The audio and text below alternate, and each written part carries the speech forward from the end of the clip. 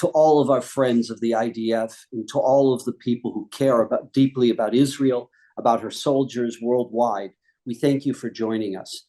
Today, we're joined by Major General Nadav Padan, who we're going to be hearing from in a number of minutes, and by Major Doron Spielman. Those of us who are members of the FIDF family, Doron is an incredible member of our family. He's been a true friend, not only to the people of Israel, but to the friends of the FIDF. Doron is originally from Farmington Hills, Michigan. In fact, that his mother, who came for the holidays to Israel from Farmington Hills, she's with the Spielman family now. Doron, as you know, for years has a very significant day job, but when it comes to war, he stops and he is there. He is the face to the New York Times, to the Guardian, to many of the international English language newspapers. Doron, I'm going to keep quiet, and we really are here to hear from you. Please share with us your thoughts and update some insights. Thank you, Steve, and thank you to all of your family members.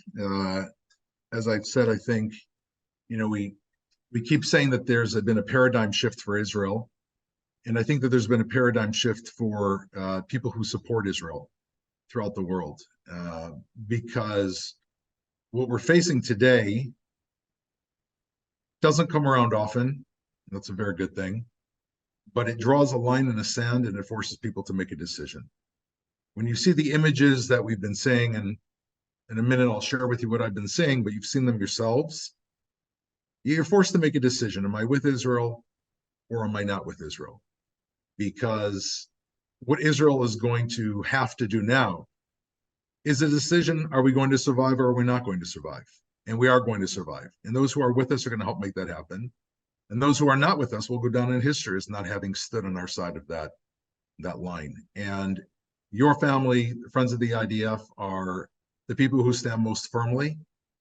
And it's an incredible source of comfort to know that our family extends over the sea. So I did want to start out with that. And I know it's shared by me and hundreds of colleagues that I'm looking at that are standing right outside. I just made it back to Tel Aviv, and the thousands of soldiers I was just with in the south. We're now in the fourth day of this operation. I personally got a call Saturday morning. I went to shul, like many Jews in Israel, for Simchat Torah. I was putting on my talis, and as I put on my talis, I felt hands under my talis, kind of squeezing my shoulder. Strange thing. I turned around, and a neighbor who knows that I'm in the army said to me, "You heard what happened?" And I hadn't. And he said, "You need to go home." And he said that they're attacking Israel from all the, from everywhere. I went home, and that's the last time I've seen my family. And from that moment on, we, like myself, like every other Israeli, changed in 1 second, put on green instead of white. And for me, that Shabbat feels like it was weeks and weeks ago. I came today from a place called Kfar Aza, which we've heard about in the news. Kfar Aza is one of the 19 communities that is on the Gaza border. I've been there in the past.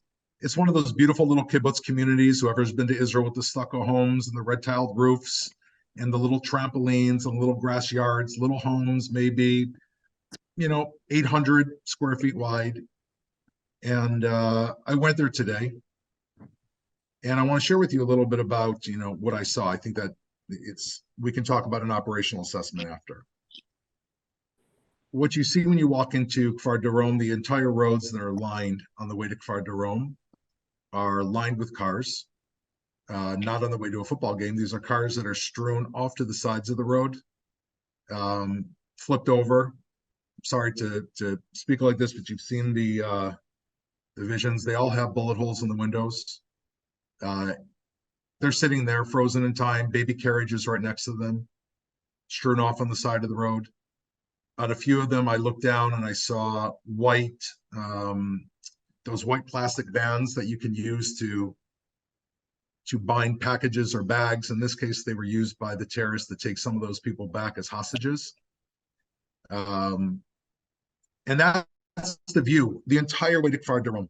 You see visions of Israelis who are ambushed, families who are driving around southern Israel, and were ambushed by these terrorists. You see terrorist vehicles in some cases that went off the side of the road if some Israeli managed to fire a shot. And then you reach Kfar Doron. When you go into Kfar Doron, what you see today are rows and rows of homes with absolute havoc everywhere. Dead bodies being pulled out of bomb shelters, baby carriages. I walked by a baby carriage that, sitting there shooting off to the side, and right next to the baby carriage is one of those parachutes. We haven't had time to move it, that they flew in. He flew right in and landed right there, I guess, where somebody was walking their baby. You've got the baby carriage and you have the parachute that the terrorists came in from Gaza, the Hamas terrorists. And then you go and you see terrorist bodies everywhere. It's you see them, their bodies are sitting out there full of grenades, handguns. And that's our Israel. That's Israel. And I just want to share one story. You look in one of these homes, and it's a story of a couple, Itai and Hadar, one in many families living there, 30-year-old Jewish, Israeli family, kibbutz Nakim, farmers. They woke up Saturday morning, 6:30. They heard something outside. At first, they thought it was a rocket. Then they thought it was shooting. And they looked out the front door and saw the terrorists.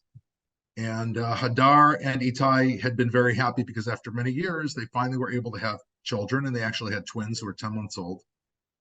And they looked at each other in their eyes, and they grabbed their two twins. They put them in a drawer with clothes, closed the drawer in the cupboard so they could breathe. And the two of them made a decision to go out and take a stand against the terrorists. Of course, they were both killed. A few hours later, right there in Kfar Aza, there was a pause in the fighting, and someone heard screaming of babies. And they went and they rescued these two babies. And, I was there with the reporters, and they asked me how I felt. And I said, well, those twins are going to grow up without a mother or a father. And on one hand, I'm full of rage. And on the other hand, I don't want to be here because I don't want to see this. But we have to look at this because those two children are going to know that their parents stood up and fought for something. What they stood for alone, we are going to finish so that those two children grow up in a safe Israel. We have to look at these images. And I said to the reporters, you have to look at these images. Let them sear in your mind, because at some point you're going to start speaking to us. At some point you're going to start speaking to us about proportionality. And I said to them, you tell me, how are you proportional with people who will do something like this? How are you proportional with mass killers that are willing to wreak such havoc? And so that's where we are in Israel today. We're out of shock mode and we're in mourning mode. And the picture is becoming clearer and clearer as the images, these grotesque images and the stories of what happened to these families become more and more clear. And I can tell you, having been on the front today with our greatest forces right at the border of Gaza, the motivation level is higher than I've ever seen, because that's something that our enemies don't understand. If you crush the Jewish people, we release a level of strength that is truly a gift from God. And that is where our soldiers are today. We are fully poised on the borders right now. We have our most elite troops who are in every single community around the border fence. The jihadis are still coming in. We're taking them out at the border. We are standing strong in the south. We're standing strong in the north. We're standing strong in Judea and Samaria. And we're now moving into the operational mode of the next step, which is taking out Hamas's terror infrastructure. And we're hitting them very, very strongly in Gaza, as you've heard, both in Khan Yunis and the other areas that were used as staging grounds.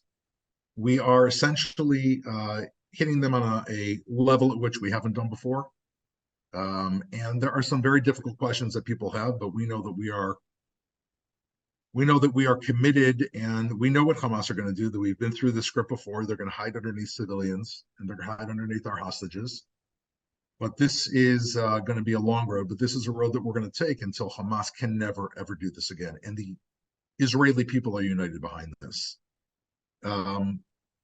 That's where I am today. And I'd like to leave it open for questions, Steve, for you or anyone else. I feel like I shared with you what is on my mind. It's hard for me to get beyond the Kfar Aza experience, but I'm here. Please ask away. You're taking world press, which for the most part is not particularly sympathetic to the people of Israel or to the cause of Israel. What do you see on their faces? What kind of questions do you hear from them? First of all, when I took the world press through here, it was like when Eisenhower walked through Bergen-Belsen. Eisenhower walked through Bergen-Belsen and made this famous speech of the world must never forget the Holocaust. And he made all the reporters look, and they were all shocked. We were with the reporters. They were all, one could not have this experience, Steve, and not be deeply affected. They were deeply, deeply affected. It didn't matter what we had to say. All they had to see was what was out there. The scene is so absolutely powerful. And, you know, the question is, how will we enable this, what we're feeling, to stay in the eyes of these reporters tomorrow and the next day when the images become coming out on the other side of what real war actually looks like? And we haven't had real war in Gaza in really ever. We haven't had a real war in many, many years. But I think that's what we, both in Israel and I as a spokesman and everybody in FIDF and all the other amazing people around the world, first of all, we have to not forget these images, but we have to continue making it real that we are not dealing with militants. These are not militants. These are not fighters. Militants and fighters don't shoot babies in the head. Terrorists shoot babies in the head. Proportionality doesn't work for people who want to massacre you. And I let this experience filter into the minds of many of them. And these are the messages that we begin to put forward, because we are going to really, at some point, hopefully, in the not too distant future, do what we know how to do, which is defeat our enemies. Doron, thank you. Just one last question. You mentioned, look, we've got troops on the border, the northern border, prepared for an attack from Hezbollah, the southern border. What's happening in Judea and Samaria? The Hamas there, the Palestinian Islamic Jihad, the PFLP. We're not hearing that much in the American press because most of the American press is focused on the southern border. Can you give us an insight?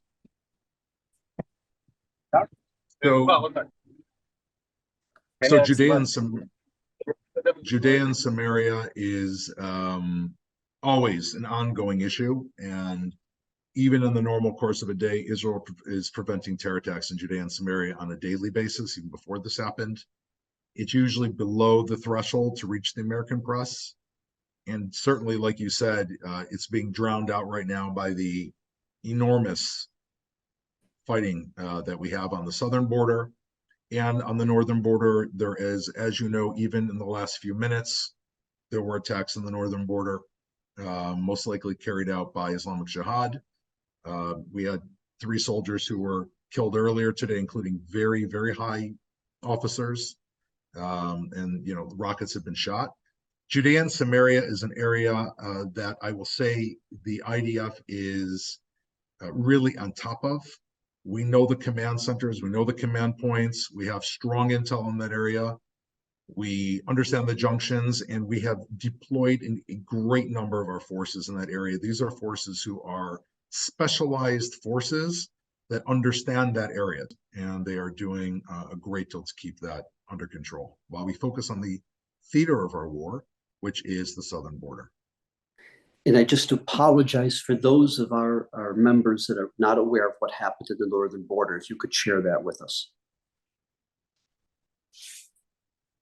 Sure. We've had, there was a penetration of terrorists from the northern border earlier today. that moved towards one of our military posts. They engaged with our soldiers engaged them. And there were 4 terrorists that came through, one that enabled the other 3 to come through. The one that enabled them to come through ran back into Lebanon. They engaged us, and we lost 3 of our soldiers in the north, including a very high commander that operates in that area. There's also been mortar fire. The perpetrators of this are, for the most part, Islamic Jihad. The northern border has Hezbollah and Islamic Jihad. One is mostly a proxy of the other, but there is some separation. What they have in common is that they are both fully funded by Iran, trained by Iran. Islamic Jihad is like Hezbollah, is a proxy of Iran. And so that was an attack. We responded in all of the situations we've responded. And at the same time, we're trying to keep this contained. And we've told Hezbollah and Islamic Jihad they would be making a terrible error if they think that they can come into this situation riding on the back of the quote unquote early success of Hamas. At the same time, as you know, the US 6th Fleet has moved into the area of the Mediterranean. So the fleet, the strongest battle carriers of the US fleet are now actually in the Mediterranean towards Israel.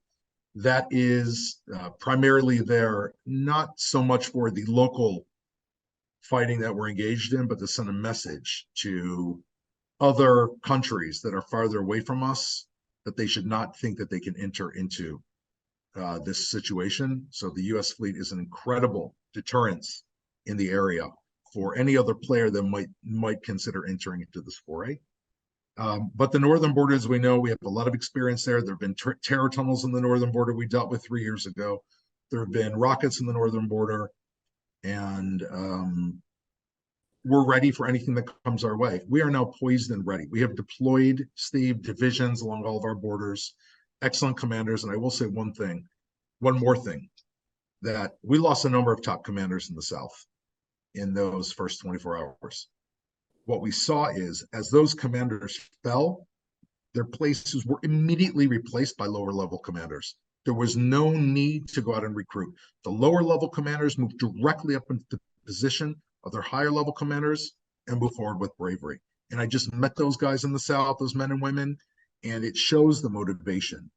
We are a strong people. We act as a people, and we don't want anyone to fall. But if anybody falls, there's somebody to take their place until we're successful. And I take a lot of hope from that. Just being around our soldiers is the greatest and most hopeful feeling in this country. We can't thank you enough, Major Doron Spielman.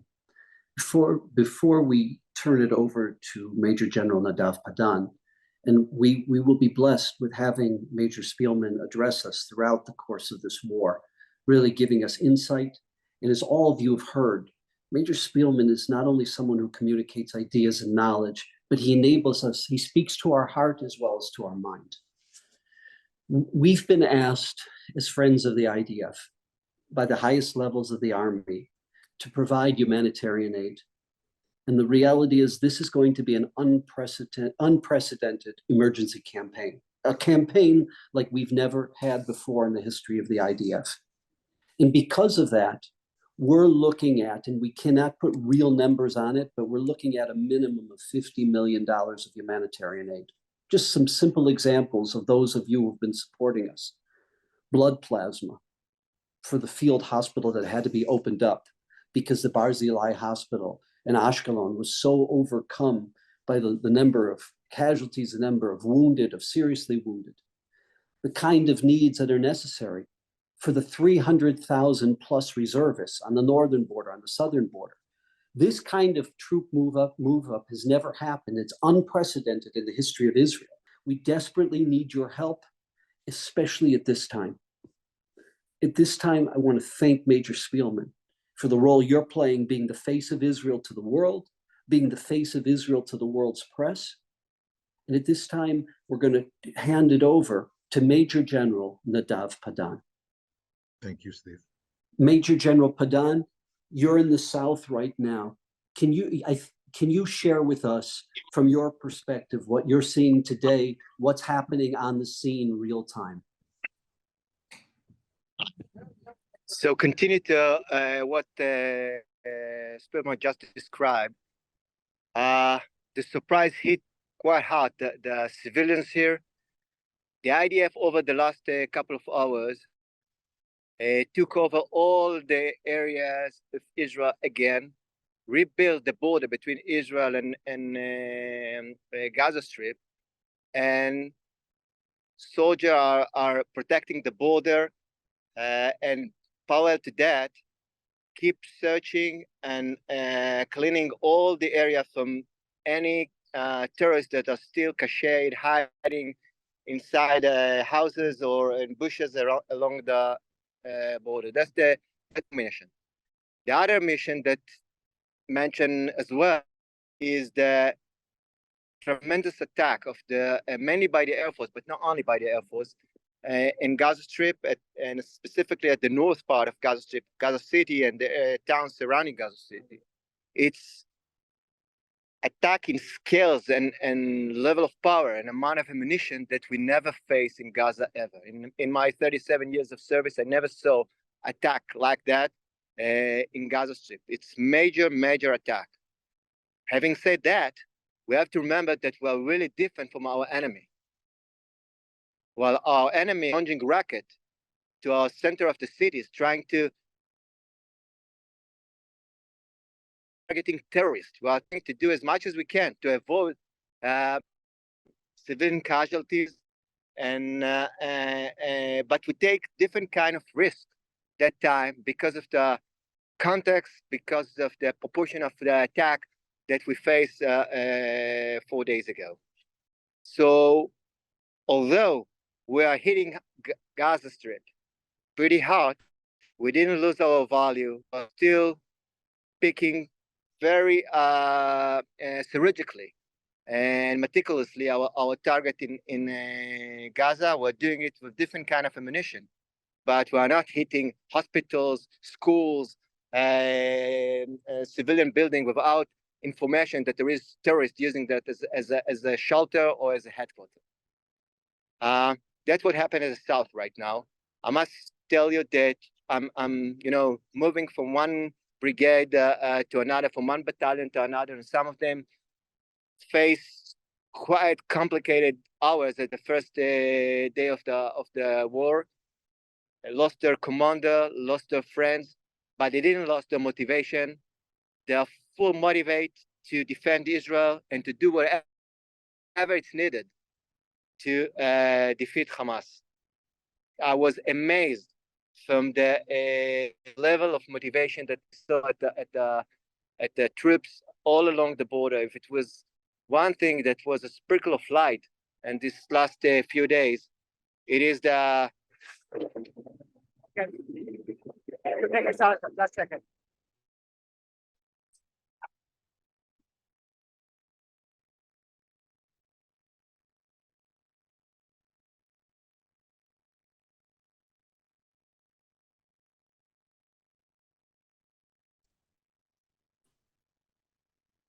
Can you hear me, Steve?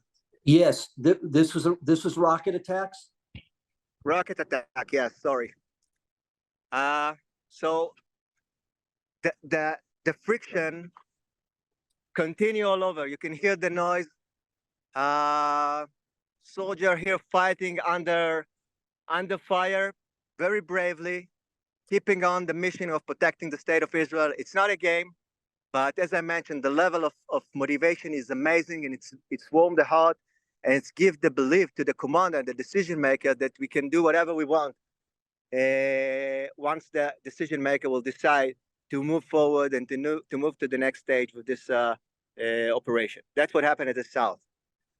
So far, at the center of Israel, Judea and Samaria area, and Israel Jews, things are stable. There is events here and there, but generally speaking, the situation is quite stable.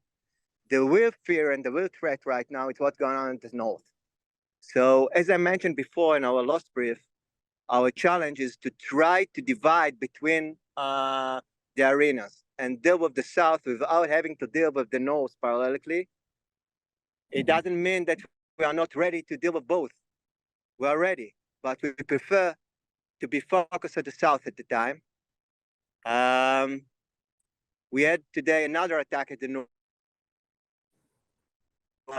Signals from Hezbollah that they are part of it. They are not leaving their parties and the war against the coordinating war against Israel. And I must tell you that for sure, the Iranians are the one that standing behind things and standing behind the coordination between Hezbollah and the Islamic Jihad and the Hamas, which is, as I mentioned before twice, are not exactly part of the Muslim group. They are Sunni, the Hezbollah and the Iranian are Shia. They don't like each other, really. They just share a mutual enemy, which is us. So we're still in kind of strategic effort to try to control and balance the tensions at the north, while we need to be focused here at the south. Although, I'm saying it again, if Hezbollah will open fire against Israel, it's going to be a huge, huge mistake for him. We got the tools and the power to explain to him, all men, what kind of mistake he'll make if he'll open fire against us. If you could elaborate for our viewers how Iran is behind this, how they're the puppeteer pulling the strings of Hezbollah, PIJ, of Hamas, for the sake of our viewers, the role that Iran plays in what's happening over the course of the last 4 days. So it starts with the fight between Shia and Sunni in the Middle East, or if you will, between the radical and the moderate country. I mean, Islam, radical and Islam moderate country in the Middle East. Once Israel started to balance the border, and specifically once we start speaks about having normalization and diplomatic relation, and even peace agreement with Saudi Arabia, and the effort of Iran to control the Middle East and push all the non-Shia country and tribes and groups out of the Middle East. And Israel is the first one at the list. Iran for years pay, train, educate militant terrorist group all around the Middle East. We all know about Hezbollah that get most of his budget from the Iranian, but he also train and equipped and support Islamic Jihad and Hamas. He also support Shia militia in Syria, in Iraq, the Houthi in Yemen. It's an octopus to throw his legs all over the Middle East, trying to deliver the idea of the Shia and control the Middle East. So what we're seeing right now, it's part of a long strategic effort of Iran to get those units under or those terrorist group under his control by train them, and kind of build an obligation to the leadership of Iran over the last years. Thank you. Would you comment in terms of what your sense is, what your perception is, the potential for a two-faced war, where it's not just the South, but the potential of Hezbollah joining? So the potential exists, no doubt about it. We saw what happened today, and we saw what happened yesterday. It's more than just a signal. We're trying to make all the strategic effort to avoid it, but it's truly a potential. And as I mentioned, we are ready for it. But when it comes to times of war, things are very dynamic and very fragile. Attack here and there in Gaza Strip could force the Iranian into the war, no doubt about it. And that's part of the thing that we have to take in our consideration once we're planning our plan at the South. So it's really a true threat in this war right now. We thank Major General Padan. We thank Major Spielman. And please God, the people of Israel, the soldiers of Israel will be protected. They will be able to be successful, eradicating this evil from the world. God bless Israel, and God bless the soldiers of the Israeli Defense Force.